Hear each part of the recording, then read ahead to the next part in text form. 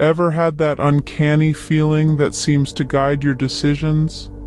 That subtle pull that nudges you towards or away from a certain path? Well, that's often referred to as a gut feeling.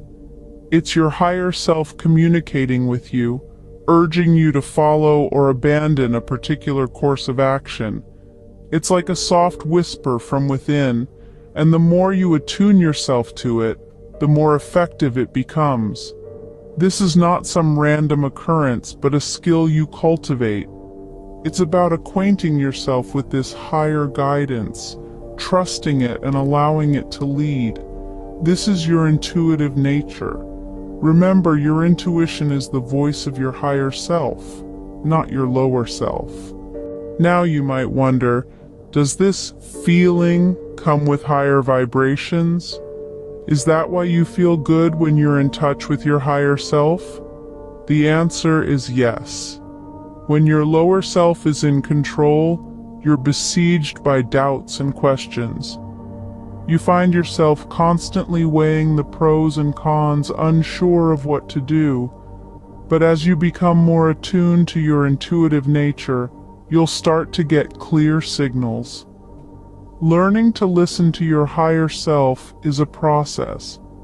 In the beginning, you might find it hard to distinguish between the voices of your higher and lower self. You might even make some mistakes.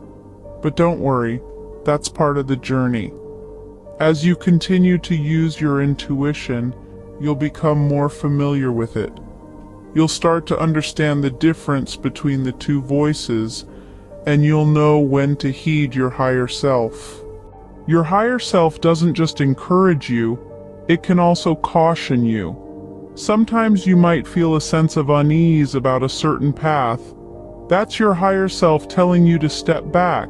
This knowing comes from a place of wisdom, and it's important to heed it. As you learn to listen to your higher self, your lower self becomes less dominant, especially in its negative aspects. Your higher self grows stronger, influencing your decisions and guiding your life. You'll find it easier to discern right from wrong, and you'll be less likely to make choices that could harm you. Remember, aligning with your higher self is a journey, but it's one that's well worth the effort.